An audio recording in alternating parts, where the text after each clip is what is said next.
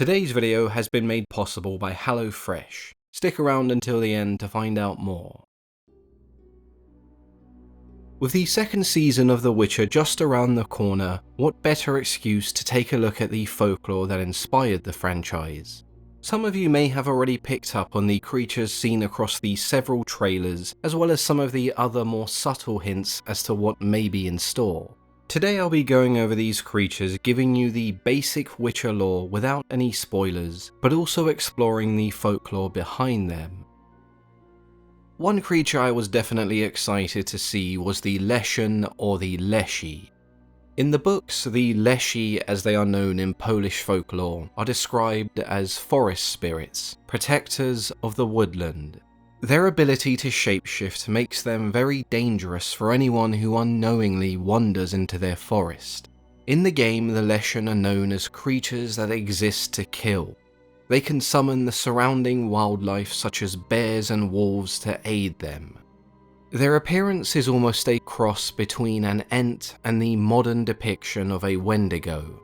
In the trailer for the show, we see the same terrifying figure but with some minor changes. The skull that resembles a Wendigo from the game is gone. It's a decision that some may not agree with, but in all honesty, it's probably closer in design to the original stories and the folklore than the game.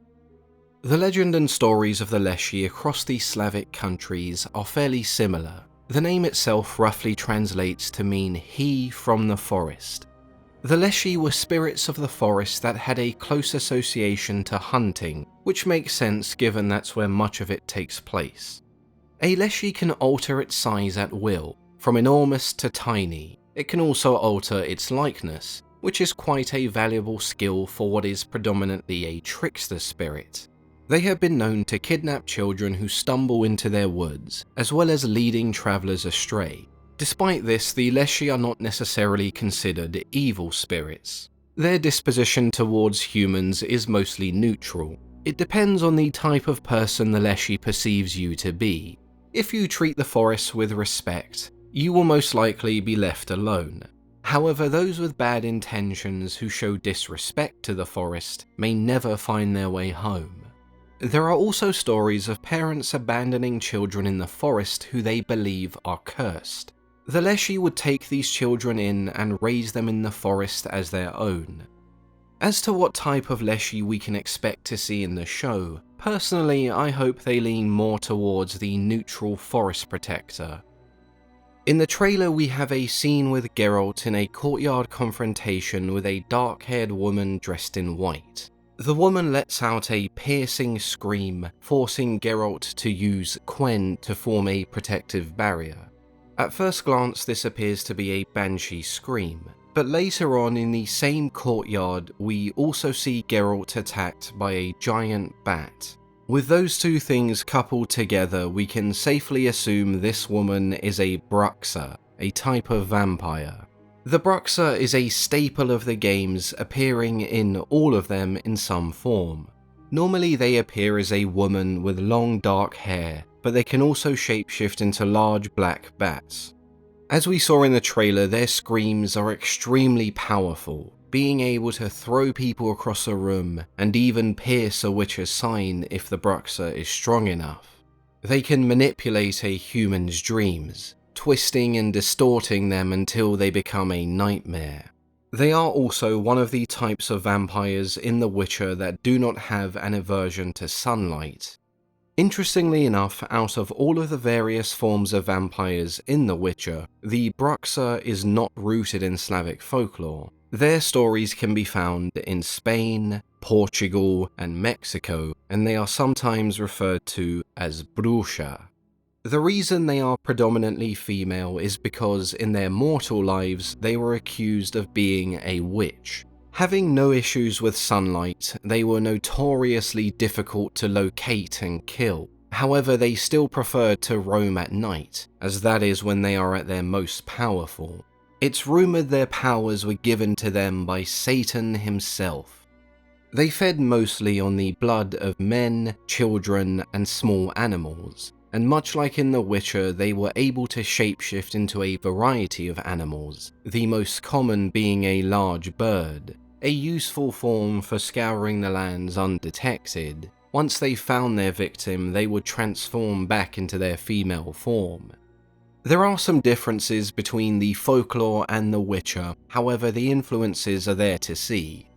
I assume what we will see in the show is a vampire with some witch-like traits and powers. In terms of talking points and discussions for fans to have and speculate over, by far the best part of this trailer is the scene in the forest with what appears to be a witch's hut. The lights in the hut pan across the screen like a spotlight that can see you. Now, this may just be an Easter egg or a teaser of something that may happen in a following season, but it does feel as if they are teasing that we may see or at least learn about the three Crones. Those who have played The Witcher 3 will be more than familiar with these three figures, as they provide some of the creepiest and most unsettling scenes in the game. The Crones are three witches that live in a cabin on the edge of the swamp. They are grotesque and haggard. However, they can appear as young and beautiful, which they do to trick their unsuspecting victims. If you are lost in their woods and stumble into their hut, they appear as three friendly, helpful sisters.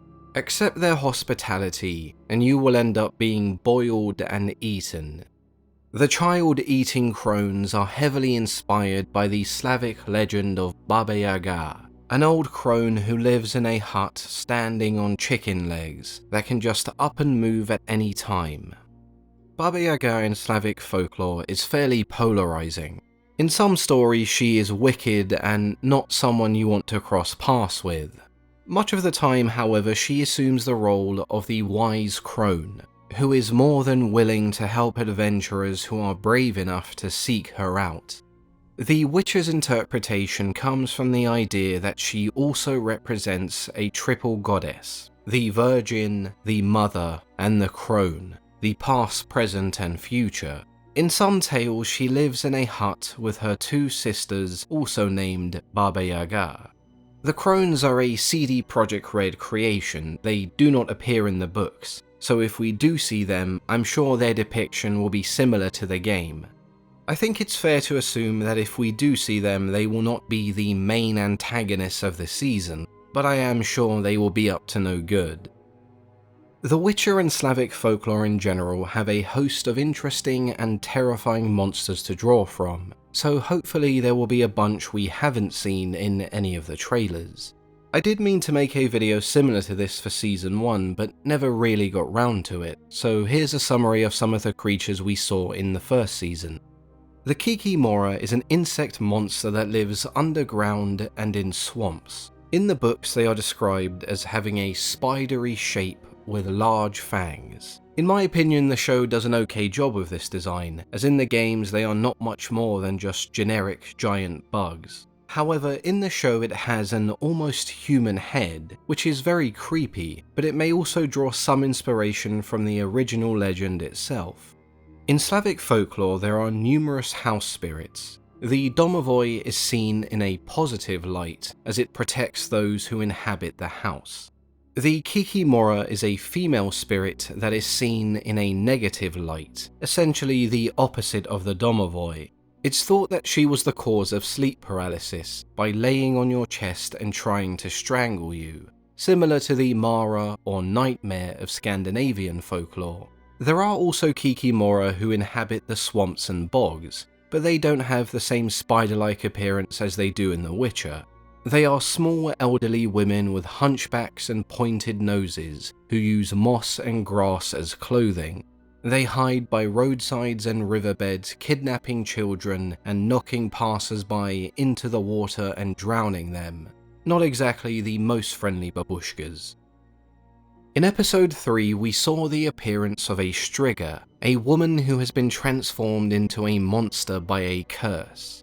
She is unable to control her emotions. Filled with anger and hatred, they lash out and devour any living beings in their path. The Strigas do share some elements with the Romanian vampires known as the Strigoi.